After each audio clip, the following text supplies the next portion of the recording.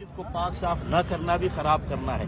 مسجد میں یا رسول اللہ کہنا بھی مسجد کو خراب کرنا ہے. مسجد میں اللہ کا ذکر ہوگا, یا اللہ, سمجھ گئے, مسجد میں اللہ کی. بسم اللہ الرحمن الرحیم. اللہ پاک نے قرآن پاک میں 26ویں پارے میں سورہ فتح ہے, اس کی 9ویں آیت میں ارشاد فرمایا وَتُعَزِّرُوهُ وَتُوَقِّرُوهُ, یعنی رسول کی تعظیم اور توقیر کرو. اللہ پاک رسول کا ادب اور احترام کرنے کا اس آیت میں حکم فرما رہا ہے. صحابہ کرام کا کیا انداز تھا رسول پاک صلی اللہ علیہ وسلم کے ادب اور احترام کرنے کا. بخاری شریف کی حدیث مبارکہ کے اندر ہے کہ رسول پاک صلی اللہ علیہ وسلم جب وضو فرماتے تو وضو کے پانی کے قطروں کو صحابہ کرام زمین پر نہیں گرنے دیا کرتے, اس کو ہاتھوں پر لے کر اپنے چہرے پر, بدن پر مل لیتے. یہاں تک کہ یہ تک لکھا ہوا ہے کہ اپنے مبارک منہ سے جب بلغم تک نکالتے. یہ بات ہم اس لیے کہہ رہے ہیں کہ صحابہ کرام کا انداز ادب کیا تھا. وہ تک بلغم تک نکالتے, اس کو ہاتھوں پر لے کے چہرے پر اور بدن پر مل لیتے. اور جب آپ کلام فرماتے, آپ جب کچھ فرماتے تو سارے صحابہ خاموش ہو جاتے, نگاہیں جھکا لیتے. اور یہ بھی لکھا ہوا ہے کہ صحابہ کرام علیہم رضوان ایک نگاہ بھر کے نہیں دیکھا کرتے. تو اس طریقے سے رسول پاک صلی اللہ علیہ وسلم کی تعظیم و توقیر کی صحابہ کرام علیہم رضوان نے. تو اس طریقے سے کس نے کی ہے؟ یہ بخاری شریف کے اندر ہے. کیا کسی بیٹے نے اپنے والد کی, اپنی ماں کی, کہ ماں نے تھوکا ہو اور بیٹے نے ہاتھوں پر لے لیا ہو؟ باپ نے تھوکا ہو, بیٹے نے ہاتھوں پر لے لیا ہو؟ کسی بادشاہ نے تھوکا ہو تو اس کی رعایا نے ہاتھوں پر لے لیا ہو؟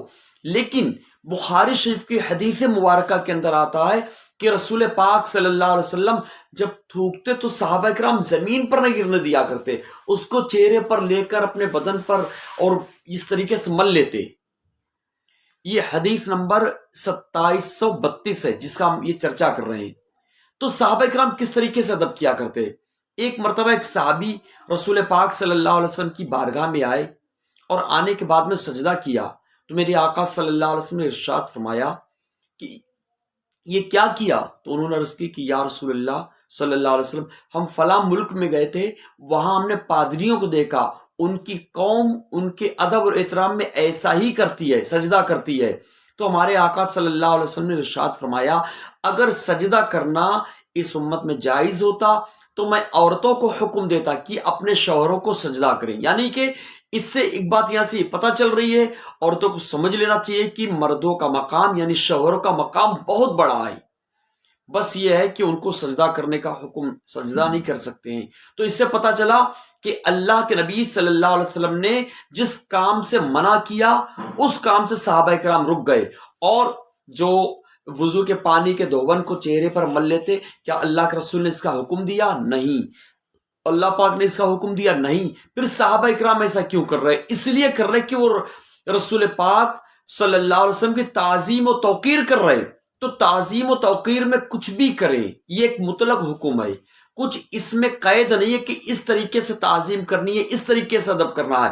آپ تعظیم میں اپنے نبی صلی اللہ علیہ وسلم کی تعظیم میں آپ سلام پڑھیں, حالانکہ اس کا تو حکم بھی ہے انگوٹھے چومیں, تو آپ اس کا بھی حکم ہے جھنڈے لگائیں, اس کے بارے میں بھی لکھا ہوا ہے حدیث مبارکہ کے اندر.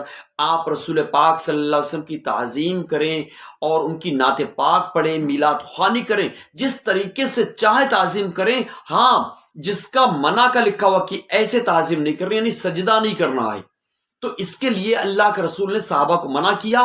تو آج ہم لوگ نبی کو سجدہ نہیں کرتے ہیں, نبی کو خدا نہیں مانتے ہیں, لیکن تعظیم کرنے کو جو لوگ شرک کہتے ہیں, تعظیم کرنے کو جو لوگ شرک کہتے ہیں, ان کے متعلق ہم کچھ بتا دیں کہ رسول پاک صلی اللہ تعالی علیہ وسلم نے ارشاد فرمایا, مسلم شریف میں حدیث نمبر 16 ہے کہ آخر زمانے میں ایسے لوگ نکلیں گے جو ایسی احادیث لے کر آئیں گے جو نہ تم نے سنی ہوں گی نہ تمہارے باپ دادا نے سنی ہوں گی.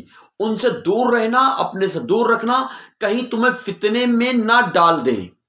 اللہ اکبر. اس سے پتا چلا کہ جو لوگ گمراہ کرنے والے ہیں وہ بھی حدیث پاک لے کر آ رہے ہیں, تو ان سے بچ کے رہنے کا حکم ہے، اور اس متعلق اسی عنوان کے تحت بے شمار حدیث پاک ہیں، بخاری شریف میں، مسلم شریف میں، قرآن پاک میں بہت ساری آیتیں، لیکن ہم اسی عنوان پر رہیں گے، ویڈیو زیادہ نہ لمبی ہو جائے۔ تو اب وہ بندہ کیا کہہ رہا ہے؟ وہ بندہ یہ کہہ رہا ہے کہ یا رسول اللہ کہنا مسجد کو گندا کرنا ہے۔ سب سے پہلا سوال یہ کھڑا ہوتا ہے کہ یا رسول اللہ کا مطلب کیا ہوتا ہے؟ یا رسول اللہ کا مطلب ہوتا ہے اے اللہ کے رسول۔ یہ اللہ اکبر، شکل و صورت مسلمانوں والی بنا کے پھر رہا ہے اور باتیں کافرانہ، اتنی بڑی نبی سے دشمنی۔ ہم یہ بتاتے ہیں قرآن پاک جب ہم لوگ نماز پڑھتے ہیں تو نماز میں تشہد پڑھتے ہیں، تشہد میں جب ہم پڑھتے ہیں التحیات للہ والصلوات والطیبات، اب ہم نے پڑھا السلام علیکہ ایھا النبی ورحمۃ اللہ وبرکاتہ، اس کا مطلب ہوتا ہے کہ اے نبی آپ پر سلامتی ہو، رحمت ہو، برکت ہو۔ اب وہ کیا کہہ رہا تھا کہ اے نبی نہیں کہنا چاہیے؟ تو یہاں پر صرف مسجد میں نہیں بلکہ نماز کے اندر صرف مقتدی نہیں بلکہ امام بھی کیا کہہ رہے ہیں؟ کہہ رہے ہیں کہ اے نبی آپ پر سلامتی ہو، ایھا النبی، بات وہی ہے۔ تو اب یہ بتائے کہ جب نماز میں یہ نہیں پڑھیں گے تو نماز ہی نہیں ہوگی۔ یہ عقیدہ کہاں سے ملا اس کو کہ یا رسول کہنے سے مسجد گندی ہوتی؟ مسجد میں اللہ کا ذکر ہونا چاہیے، اللہ کا ذکر ہونا چاہیے۔ اس سے جو نماز میں یہ پڑھتے ہیں تشہد، اس کے بعد میں ہم لوگ کہتے ہیں وَعَلَىٰ عِبَادِ اللَّهِ الصَّالِحِينَ، اور تمام صالحین بندوں پر سلامتی ہو۔ یہ پیچھے سے بات چلتی ہوئی آ رہی ہے۔ تو اللہ پاک نے نماز کے اندر اپنے صالحین بندوں کا چرچا فرمایا، ذکر فرمایا۔ وہ یہ کہتا ہے کہ مسجد میں یا رسول اللہ کہنے سے مسجد گندی ہوتی ہے، صرف اللہ کا ذکر ہوتا ہے۔ قرآن پاک میں تو اللہ کا ذکر ہے، رسول پاک صلی اللہ علیہ وسلم کا ذکر ہے، اور اولیاء اللہ کا، بزرگان دین کا ذکر ہے، یہاں تک کہ فرعون کا ذکر قرآن پاک کے اندر اللہ پاک نے فرمایا۔ فرعون کا اور جتنے بھی دشمن خدا ان کا ذکر قرآن پاک میں اللہ نے فرمایا۔ تو اب کوئی بندہ دشمنوں کا ذکر کر رہا ہے، قرآن پاک پڑھ رہا ہے، یعنی دشمن کا ذکر کر رہا ہے، اور اس کو دشمن کا ذکر کرنے پر بھی ثواب مل رہا ہے۔ تو جب دشمن کا ذکر کرنے پر ثواب مل رہا ہے تو نبی کا ذکر کرنے پر ثواب کیوں نہیں ملے گا؟ یہ کس نے منع کر دیا؟ تو دیکھیے ایک بات کو یاد رکھیے گا کہ حدیث پاک میں مسلم شریف کی حدیث نمبر 18 میں اس طریقے سے آتا ہے کہ حضرت سلیمان علیہ السلام نے سمندر کی تہ میں شیاطین کو باندھ دیا ہے، قرب قیامت وہ نکلیں گے اور لوگوں کو قرآن پڑھ پڑھ کے سنائیں گے۔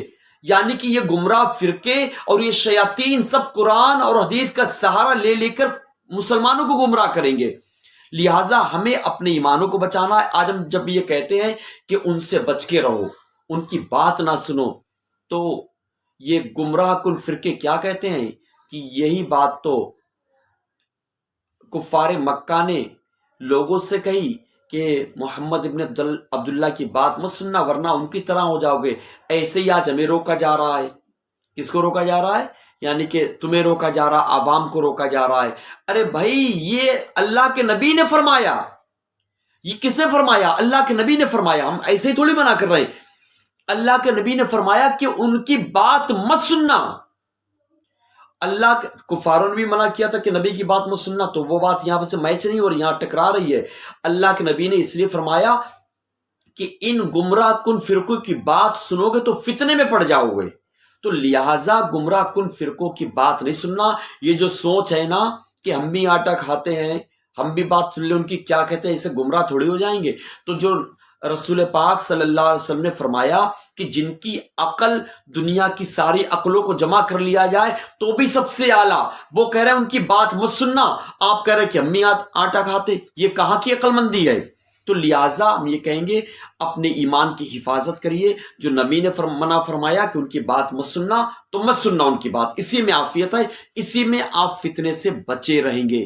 یہ آخر زمانہ چل رہا ہے، آخر زمانے میں ایسے فتنے کھڑے ہوں گے، ایسی باتیں ہوں گی، اور سہارا وہ قرآن کا لیں گے اور حدیث کا لیں گے۔ ایسے ہی وہ گمراہ بھی ہوں گے اور دوسروں کو گمراہ کریں گے۔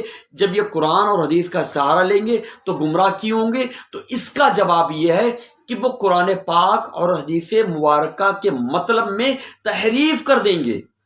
قرآن پاک اور حدیث مبارکہ پڑھ کے اپنے آپ کو بدلنے کے بجائے وہ قرآن پاک اور حدیث مبارکہ کے مطلب کو اور اس کے معنی کو ہی تبدیل کر دیں گے۔ تو اللہ تعالیٰ ہمیں ان گمراہ کن فرقوں سے ہمارے ایمان کی، ہمارے عقیدے کی حفاظت فرمائے، اسی پر زندگی اور اسی پر خاتمہ نصیب فرمائے، اہل سنت میں ہمیں استقامت عطا فرمائے۔ یہی جنتی فرقہ ہے، اس سے جڑ کر رہیے، انشاءاللہ اسی کا بیڑا پار ہے، انشاءاللہ سب جائے۔